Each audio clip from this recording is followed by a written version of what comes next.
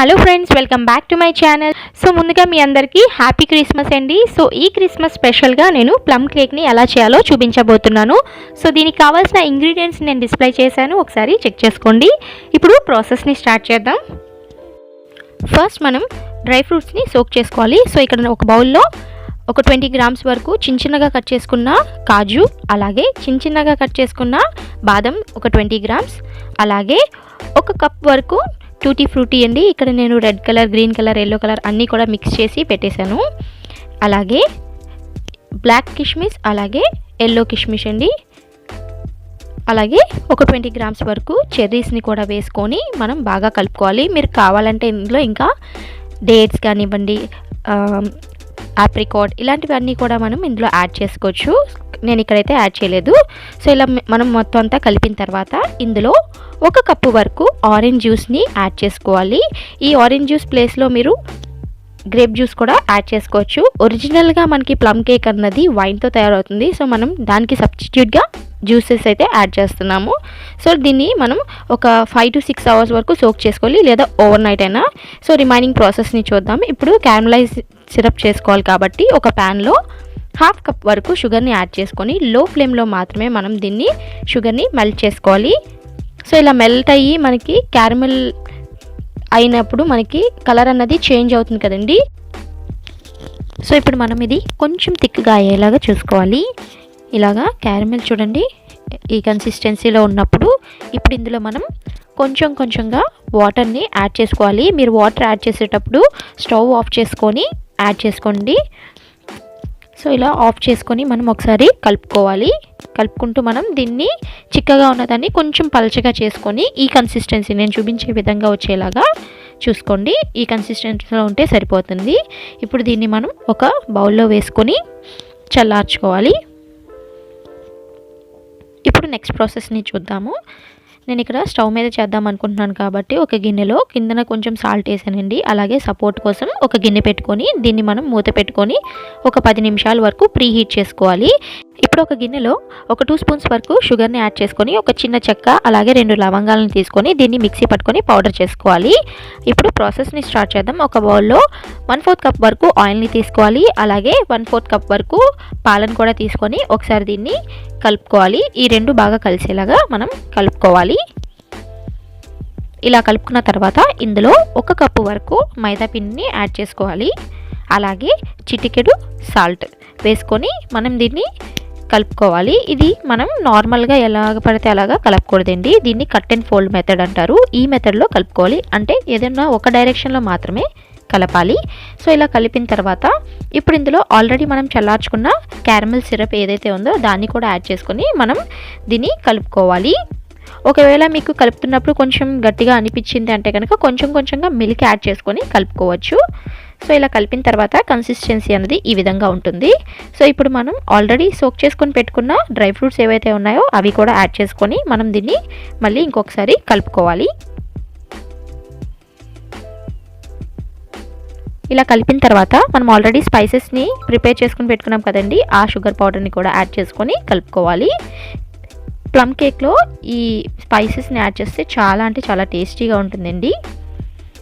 వద్దు అనుకున్న వాళ్ళు స్కిప్ చేసుకోవచ్చు. సో ఇలా కలుపుకున్న తర్వాత ఇప్పుడు ఇందులో 1 టీ స్పూన్ వరకు వెనీలా ఎసెన్స్ని కూడా యాడ్ చేసుకొని ఒకసారి కలుపుకోవాలి. ఇప్పుడు మనం బ్యాటర్ని ప్రిపేర్ చేసాం కదా, ఈలోపు మనం బేకింగ్కి ట్రేని మనం రెడీ చేసుకుందాము. సో ఇక్కడ నేను ఈ టిన్ని యూస్ చేస్తున్నానండి. ఇందులో కొంచెం ఆయిల్ యాడ్ చేసి మొత్తం ట్రే అంతటికి అప్లై చేసుకోవాలి. సో మనకి కేక్ అన్నది అతకకుండా ఉండడం కోసం చేస్తామన్నమాట. అలాగే ఇందులో కొంచెం మైదాపిండి డస్ట్ చేసుకొని మొత్తం అంతా స్ప్రెడ్ చేసుకోవాలన్నమాట. చూడండి చూపిస్తున్నాను కదండి, ఈ విధంగా మనం స్ప్రెడ్ చేసుకోవాలి. ఇలా చేయడం వల్ల కేక్ అన్నది మనకి కేక్ టిన్కి అతుక్కోకుండా ఉంటుంది. ఇప్పుడు నేను కిందన బటర్ పేపర్ని కూడా యాడ్ చేస్తున్నాను. సో మన కేక్ టిన్ అనేది రెడీ అయిపోయింది కాబట్టి ఇప్పుడు మన బ్యాటర్ ఏదైతే ఉందో అది తీసుకొని ఇందులో ఇప్పుడు మనం ఒక 1 టీ స్పూన్ వరకు బేకింగ్ పౌడర్, 1/2 టీ స్పూన్ వరకు బేకింగ్ సోడాని యాడ్ చేసిన తర్వాత ఫాస్ట్గా కలుపుకొని మనం వెంటనే కేక్ టిన్లో యాడ్ చేసేసుకోవాలి.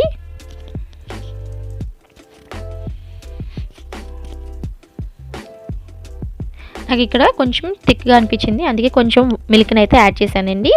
సో నా బ్యాటర్ అయితే రెడీ అయిపోయింది. ఇప్పుడు దీన్ని నేను మౌల్డ్లో వేసుకొని బేక్ చేసుకోవాలి.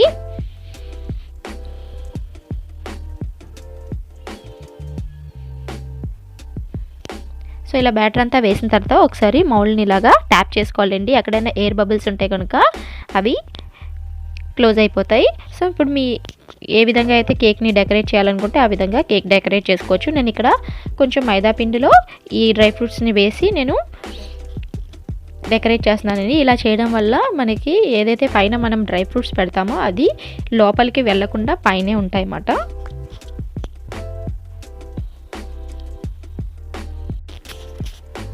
సో ఇలా డెకరేట్ చేసుకున్న తర్వాత ఇప్పుడు దీన్ని మనం గిన్నెలోకి ట్రాన్స్ఫర్ చేసుకోవాలన్నమాట. ఆల్రెడీ మనం ప్రీహీట్ చేసుకున్న గిన్నె ఏదైతే ఉందో దాంట్లోకి మనం పైన ఇది మౌల్డ్ని పెట్టుకొని మూత పెట్టుకొని దీన్ని మనం లో ఫ్లేమ్లో నియర్లీ 45 to 50 minutes వరకు మనం దీన్ని బేక్ చేసుకోవాలండి. అసలు మూత అన్నది తీయకూడదు మధ్యలో. మనం 45 minutes అప్రాక్సిమేట్గా అయితే అవుతుంది.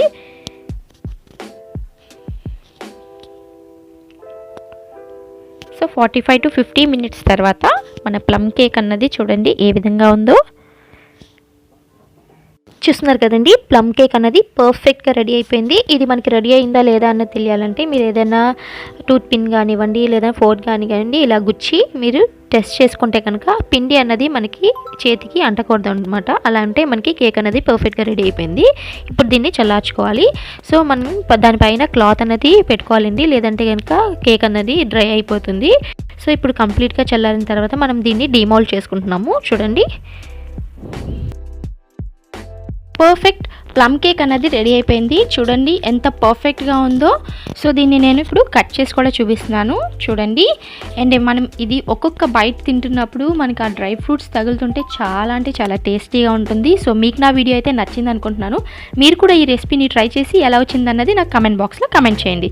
సో మీకు నా వీడియో నచ్చింది అనుకుంటున్నాను. నచ్చితే కనుక లైక్ చేయండి, షేర్ చేయండి, సబ్స్క్రైబ్ చేయండి. అలాగే పక్కన ఉన్న బెల్ ఐకాన్ని క్లిక్ చేసి ఆల్ అన్న ఆప్షన్ని యాక్టివేట్ చేసుకోండి. Once again, Happy Christmas to each and everyone. Thank you for watching my video.